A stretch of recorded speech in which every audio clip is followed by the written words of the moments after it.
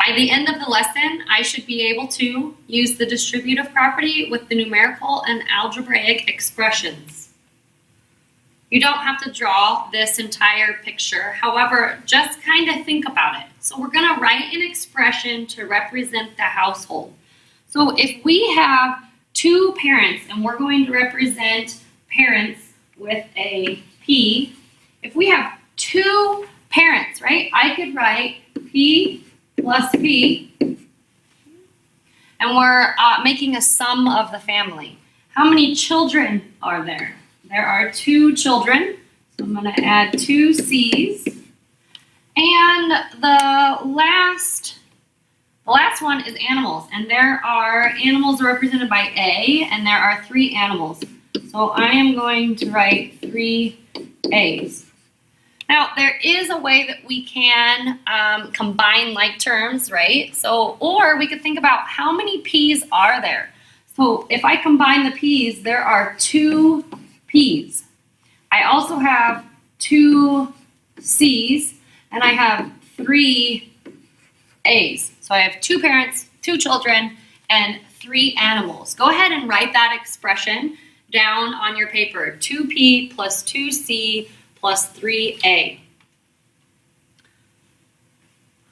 And what happens if we have 2 households? So when we had 2 parents, we could write 2P. What do you think that we can do with 2 households that are exactly the same? So the first household has 2 parents, 2 children, and 3 animals. And the second household has the same, 2 parents, 2 children, and 3 animals. They're the exact same. We could also write this by combining like terms. So if I have 2P and 2P, that means there are actually 4 parents in both of those households combined. We have 4 children combined in those households, and we have 6 animals. Right? If I didn't want to, so this black expression is actually already distributed. Right? I'm going to write one family. So I have 2P plus 2A plus 3A. This should be a 2C, not a 2A. Right? So that's one household. And how many households do I have? I have 2. So I can write it either way. I can write it as the black, which has the 2 distributed to it, or I can write it as the red, where the 2 has not been distributed to the expression. Same concept. The blue box is, the area of the blue box is x squared, because x times x is x squared. The area of the green is x times 1, which is just x. And these yellow ones, 1 times 1, the area is just 1. Okay, so these are algebra tiles, and we're going to write an expression to represent them. So how many blue tiles, how many x squared tiles do I have? I just have 1 x squared tile.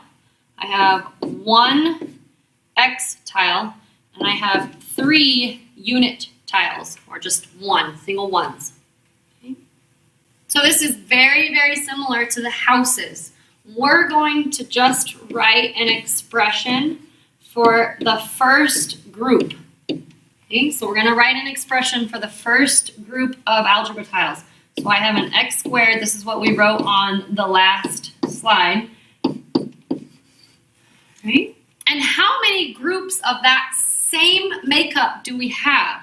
We have 2 groups of the same makeup of algebra tiles.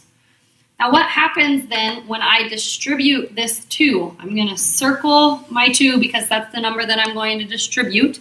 And I'm going to draw an arrow to every single term that I'm giving it to. So there are 3 terms in this.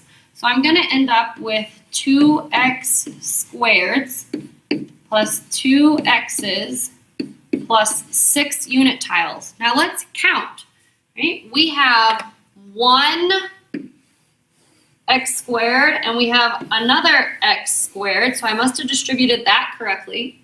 I have 2x tiles, they're the green ones, and I have 6 yellow tiles. So when I distribute, I'm actually kind of counting 2 groups of one thing, or 4 groups of one thing, or 8 groups of one thing. So let's do these just algebraically. Go ahead and copy 2 open parentheses 4x plus 1, or 2 times the sum of 4x plus 1. The first thing that you have to do in all of these is you have to circle the number that's being distributed. So number 1, you better circle the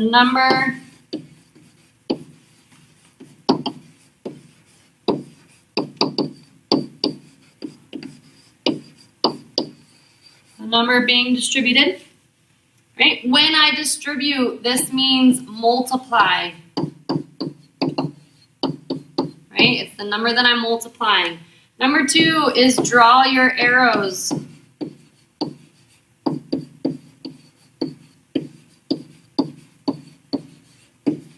Right? This is who you're multiplying.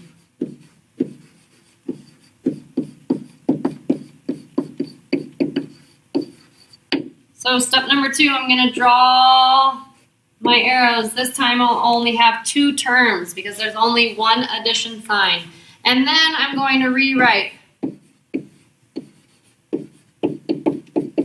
So my answer to this is 2 times 4, which is 8x, and 2 times 1, which is a positive 1. So when I distribute that 2, I have 8x plus 1. In the second example, circle the number that you're going to distribute, and you're going to draw your arrows. Be careful from chapter 1. Whenever I see subtraction, I have to add the opposite, right? Based on integer hill. So I'm going to add the opposite because I don't like subtraction. That way I also don't forget about my negative. So I'm going to multiply 10 times j, which is going to give me 10j. And I'm going to multiply 10 times this negative 2, which is going to give me a negative 20. You could have also wrote it like this, plus a negative 20. Either one is acceptable for us. Circle the number that you're going to distribute. Draw your arrows. Don't forget your rule from chapter 1. When I see subtraction, I'm going to add the opposite. I'm going to multiply negative 6 times w to get negative 6w.